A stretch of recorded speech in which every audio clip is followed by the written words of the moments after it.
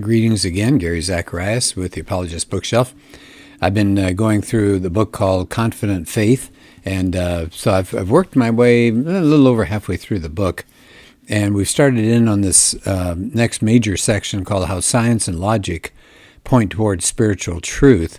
And what he's going to develop here, I say he, that's Mark Mittelberg, what he's going to develop here are 20 arguments.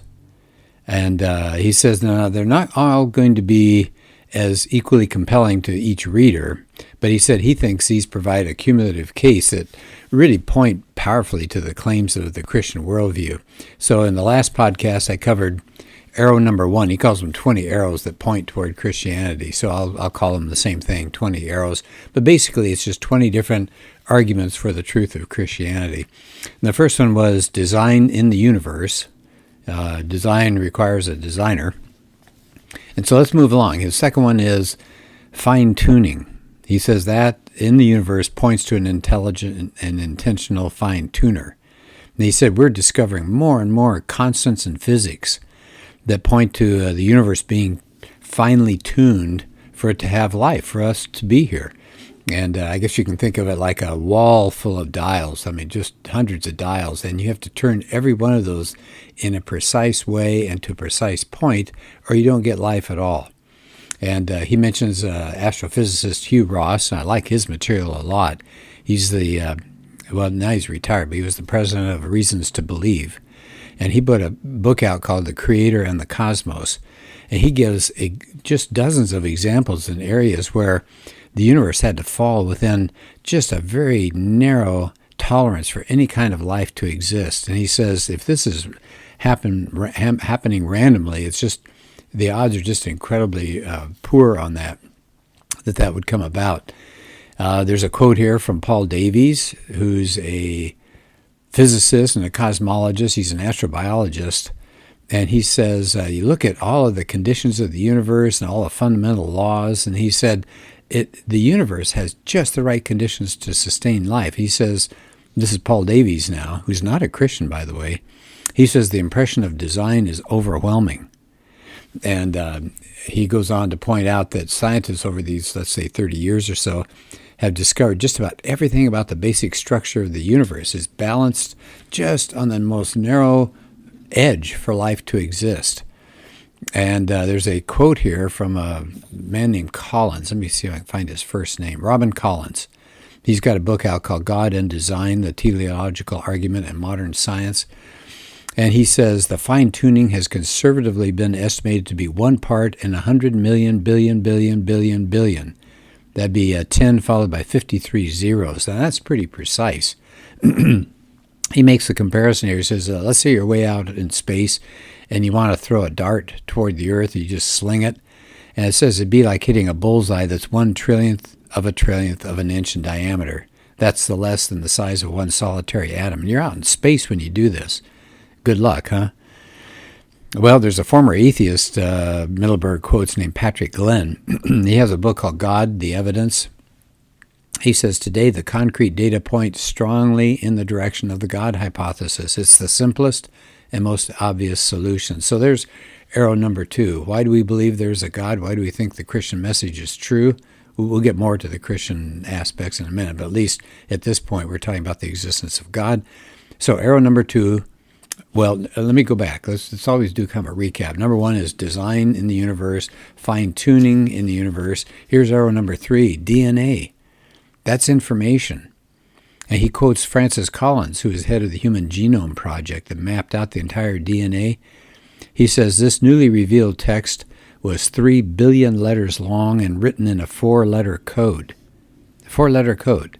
So he said it says if you printed these letters out in a regular font size on a normal bond paper and you bound all of those papers together, you'd end up with a tower the height of the Washington Monument. So that's so much information, so complex. And of course, Collins' book has the title The Language of God. Yeah. So it says there's biological language there. I've read somewhere that I think it was Bill Gates said this is the most complicated computer code everywhere. It's biological language. And Mittelberg points out information is not recorded and communicated by mere chance. It says, you've got 3 billion letters long and written in a 4-letter code. It's our own instruction booklet previously known only to God. Now, Dean Kenyon, who's a biophysicist from San Francisco State University, he was trying to, he co-authored a book trying to explain how life came about without any supernatural involvement, but he made a turnaround. He repudiated the conclusions of his own book. He said he became very suspicious of all naturalistic theories of how he came to be here because of what? That complexity of the cell and the information-bearing properties of DNA. He thinks that's the best evidence that points toward a designer. Here's what Dean Kenyon said. This new realm of molecular genetics is where we see the most compelling evidence of design on the earth. So there's arrow number 3, DNA information. You only get information from a mind. Here's arrow number 4. Why else do we think there's a God? The beginning of the universe. It's called the cosmological argument. And here it is, really simple form. Whatever has a beginning has a cause. The universe had a beginning. Therefore, you can fill in the blank. The universe had a cause. So it's really simple. Anything that has a beginning has a cause. You hear a knock at the door, and somebody is doing that knocking, right? So that's the source of the knock. So whatever has a beginning has a cause, and now we know the universe had a beginning. So therefore, the universe has to have a cause, and it can't be itself. A knock can't knock itself at your door. Something has to knock. The universe can't bring itself into existence. It needs something outside of the universe. What do we call that? Outside of nature, we call that supernatural or supernature. I like this. He quotes from Robert Jastrow, an astronomer who's a founder of the founding director of NASA's Goddard Institute for Space Studies. He had a book called God and the Astronomers. He said 5 lines of evidence, including motions of the galaxies and the primordial fireball, the laws of thermodynamics, the abundance of helium in the universe, the life story of the stars. He said we have one conclusion. Everything indicates the universe had a beginning. Now, at one time, nobody believed that. They thought the universe had always been here. Therefore, you didn't need a creator. It was just always here, but not anymore. In the 20th century, they realized the Big Bang was the case of the universe getting started. Stephen Hawking, he says, almost everyone now believes that the universe and time itself had a beginning. When? At the Big Bang, he says. And then Mittelberg says that makes us realize something outside of the universe had to cause it. I love this quotation. He's got a quote from Robert Jastrow again at the end of his book, God and the Astronomers. This is worth quoting. Love it. For the scientist who has lived by his faith in the power of reason, the story ends like a bad dream. He has scaled the mountains of ignorance. He's about to conquer the highest peak. As he pulls himself over the final rock, he is greeted by a band of theologians who have been sitting there for centuries. So if you go back to Genesis, I think that's what he's referring to here. It says, in the beginning, God created the heavens and the earth. So now, science is starting to catch up to Genesis. Isn't that funny? Here's arrow number 5. Why else do we think there's a God? The sense of morality. He says, all of us have an internal standard of morality that is above us and is outside of us. Why do we say that? Because everybody has it, but we don't live up to it.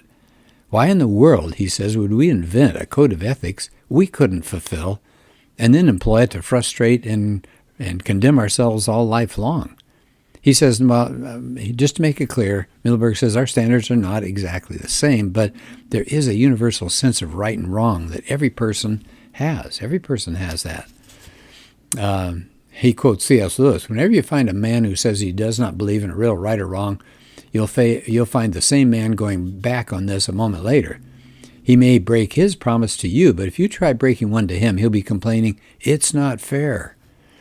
And Mittelberg says that some people will argue that this moral sense came about because of the society that we live in. Now, Mittelberg says, well, that may be partially true, but certain aspects of our moral understanding transcend culture. It transcends it. So where do we get this sense of right and wrong? A moral lawgiver, he says. That's what is above and beyond us. Because if you don't have God, what do you have? It's just one person saying, hey, I don't like what you're doing. The other person saying, so what? Where are the standards? He says God's law is written in our hearts. He has a quote at the end of this section here, summed up by Lee Strobel as far as this whole point. Without God, Morality is simply the product of socio-biological evolution. And just basically, he says, a question of taste or personal preference. So that was my comment before. If somebody does something you don't like, all you can say is, I don't like what you're doing. And which they could respond with, so. And so you're just going back and forth about what you don't like. But if there's a standard beyond us, we can all look to that standard to find out what's right and wrong. Back to Strobel's quote, without God there is no absolute right and wrong that imposes itself on our conscience. But we know deep down that objective moral values do exist. He says some actions like rape and child torture, for example, are universal moral abominations, and this means God exists. So our sense of morality does imply the existence of a moral lawgiver. So Mittelberg sums up this section of his book. He said, we believe there's a divine creator. Why? The start of the universe with a bang shaped it with design and detail, fine-tuned it for precise tolerances to support life like us, the encoding of DNA, that information that we see, the language of DNA, and then created us with a perversive and inescapable sense of morality. So those are the big issues. Why do we think there's a God? Well, real quickly, it's the cosmological argument, looking at the universe. There's the teleological argument, looking at design, including DNA, and there's the moral argument. So those are the big three. Now, he moves ahead, and I've got enough time, I think, to do one or two more of his arrows. Now he focuses on the Bible. Okay, so far he's been talking about why do we think there's a God. Now he's going to go to evidences for the Bible. He said, point number 6, the Bible shows itself to be a uniquely consistent religious book. He said it has all sorts of evidence for its divine authorship. He said it's consistent. He said, think about it. The Bible's not one book. It's a collection, isn't it? It's 66 books written over something like 1,500 years by about 40 authors.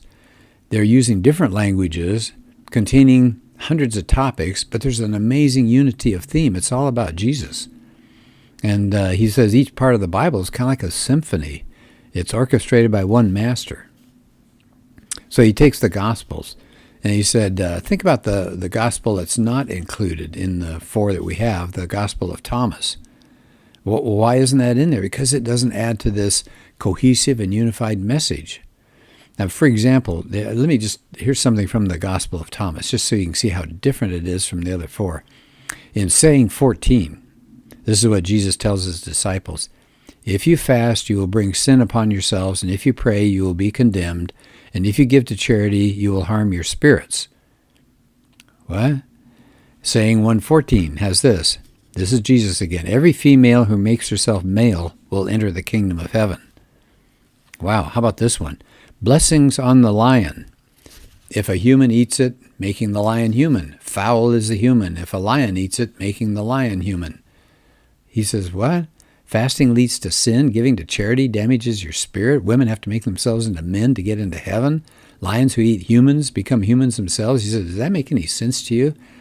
He said, you can see this, that the biblical Gospels and the other parts of the Bible all weave themselves together in that one consistent message. All right, here's arrow number 7, another point in favor of the divine aspect of the Bible. It's a uniquely historical religious book. Boy, I think this is huge. I mean, you think like the Quran and the Buddha's sayings and things like that, they're not tied to history at all. They just kind of float out there in abstractions. But we have, for example, Luke, he says. Luke starts his gospel saying this, many people have set out to write accounts about the events that have been fulfilled among us. He talks about the eyewitnesses reported things. He says, I have decided to write a careful account.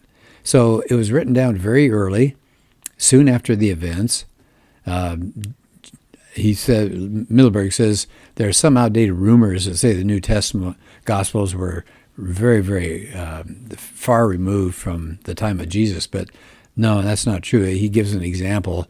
One person who had that idea about how far removed the Gospels were from the events of Jesus' life, he was a theologian named John A.T. Robinson. He did a lot more research. He actually flipped everything around on its head. He repudiated his claims, and he wrote a book titled Redating the New Testament. And he argues the whole New Testament was written before AD 70. And so it said it's clear the entire New Testament was completed within a generation of Christ's death and resurrection. There are still people living that could vouch for its accuracy. So I think that's really important. Something I've spoken on to classes is the use of creeds that are in Paul's letters. Just take a look sometime, like 1 Corinthians 15, verses 3 to 8. There's a creed there that Paul did not invent. He said he was given it to him, and he passed it on to others. That creed is dated to within a year or two of the resurrection of Jesus. So we've got things that go way, way back. He said the other way you can tell how historical the New Testament is the line of disciples who wrote and affirmed what had been taught from the very beginning. Even the early church fathers, Polycarp, Ignatius, and Clement, they have the same story. That's called chain of custody. And it says various details of the New Testament claims are reinforced by outside reports. Thallus, Tacitus, Suetonius, Josephus, and others. He said all you have to do is look at things like the Quran.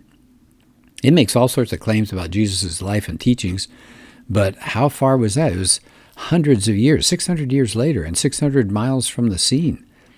These claims that are in there are contradicted by eyewitness accounts written by people who were actually with Jesus and wrote first-hand biographies about him. He also looks at the Book of Mormon.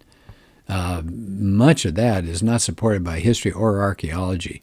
Hindu writings, they don't make any historical claims. So he said, if you do that kind of comparison, you'll see the Bible shines as a book with impressive historical credentials. So I'll leave it at that, and I think I'll stop here, and we'll pick up Arrow 8 next time. Thanks so much for paying attention to this, and I hope you're having a good day.